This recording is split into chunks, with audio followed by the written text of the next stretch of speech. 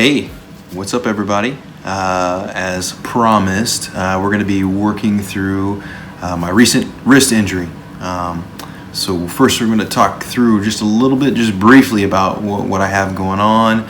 I'm not going to go into too much depth because if you have questions on like healing times or some of the things that I'm talking about, I made sure to cover that stuff in the intro to injury episode, the 2 installments that are up on YouTube as well. So yeah, we'll just get started with the injury.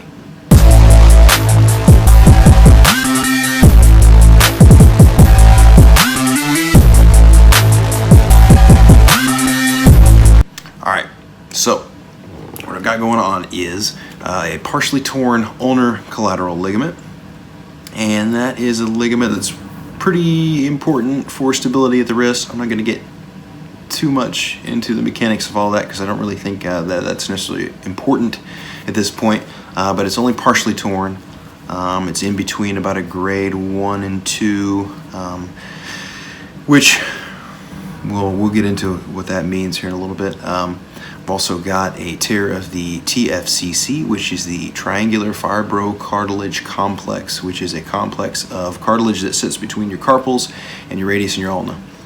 It is also very important for stability. I also have some osteoarthritis going on in the distal radial ulnar joint, which to be honest is not something that I'm probably going to fix with physical therapy, but I can make it manageable. I can make that more comfortable. So I've also got some history of a fracture there. Again, there's not really a whole lot I'm going to do for that. And finally, there is a posterior subluxation of that ulna. Hopefully through some of the exercises and things that we'll do, and over time as things heal up, stability will return with that. So those are the things we're going to address in this video.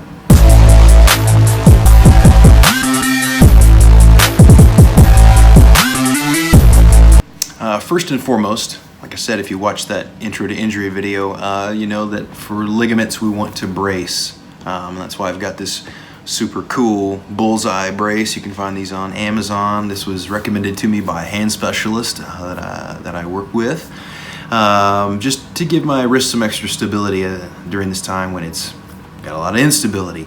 So the first step you want to do, or you want to take, is to brace, and that would be followed by range of motion and then some loading and strengthening. But first, obviously, we're going to brace it.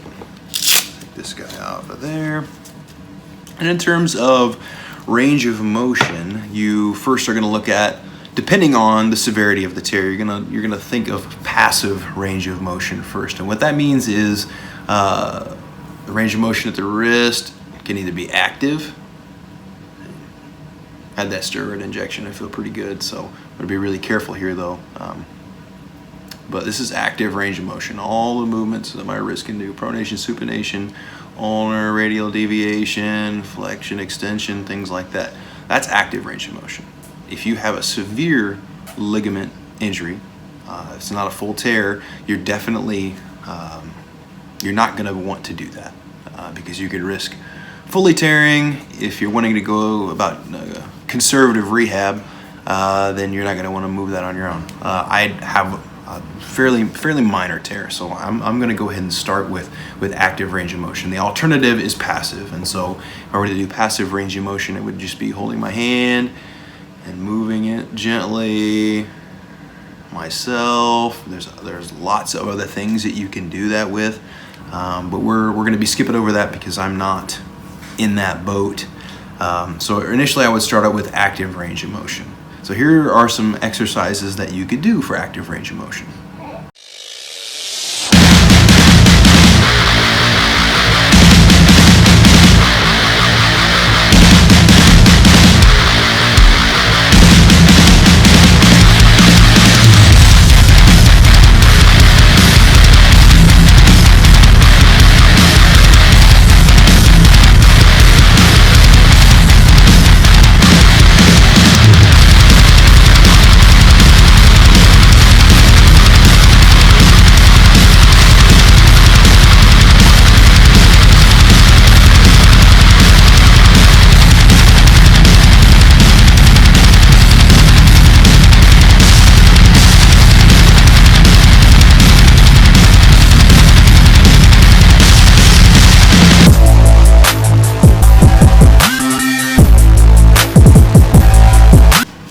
next step in the process of rehabilitation for that ligament, following you're getting your range of motion, restoring range of motion, and pain-free range of motion. That's a really important concept that is missed on a lot of people who try to rehab themselves. The old saying was "no pain, no gain," and therapy is kind of starting to move away from that. Obviously, there's going to be some discomfort with healing and recovery. I mean, that's natural. But you can start to get to a level of discomfort where you're actually doing some more damage than you are good. So it's important that as you work through range of motion, you are trying to work in a pain-free range initially, not really pushing the envelope too much, so we can get that healing down. Next step in the process, following that range of motion, is to load the ligament, right? So with active range of motion, we are minimally loading. We'll be minimally loading that tendon based on the movements that we're putting it through. But you're going to need to start actually giving it some resistance. Not terribly functional stuff yet. My favorite type of exercise, a resistive exercise to do for ligamentous rehabilitation, is with TheraBand. TheraBand is a brand. It is trademarked. I don't have any kind of relationship with them at all. That's just a band that we use in my clinic. You can also find all kinds of band on Amazon or at sporting goods shops that I'm sure work just as well. I'm most familiar with TheraBand, so that's why I'm throwing that name out there. Therapy band, maybe a better way to call this, or just resistive band. So you're going to be working with bands, and typically they start at yellow. That's the easiest resistance. And they go to red, and then green, and then blue, and then black, and there's like a silver and gold. But I'm not really going to work my way up there for that ligament. I'm probably going to be into more functional motion at that point by the time I would need anything like that. So here are some exercises that you could do with resistive bands.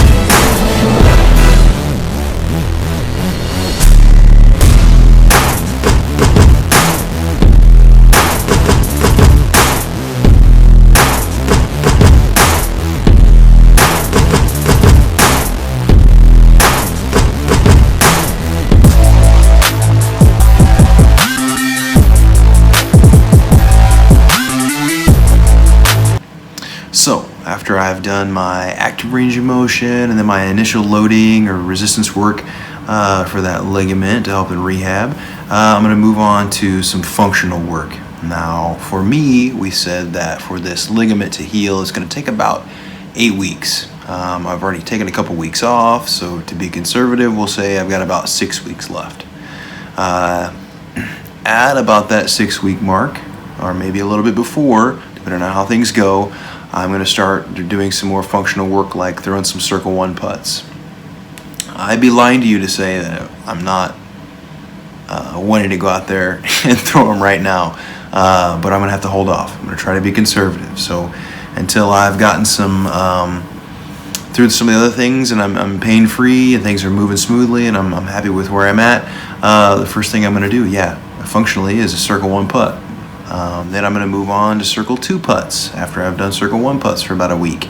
And then I'm going to just work on up shots, so on and so forth. You really need to take your time, and this is a progression, a slow progression, especially even in functional work. After upshots and you get into fairways, if you're able to do those things pretty pain-free, I would say you can probably get out those high-speed drivers as long as you do that cautiously. Ultimately, the most functional movement or functional activity that I can do is to go out and play a full round. I may need to work up to that. I'm just going to have to be really honest with myself and how I'm feeling when I'm playing. As much as I want to finish a round, if I'm feeling it or I'm feeling sore, or I'm noticing any kind of inflammation, anything like that, I'm going to want to hold off and not finish then. So check out some of the functional activities you can do, or functional activities that I'm going to be planning on doing once I get to that point.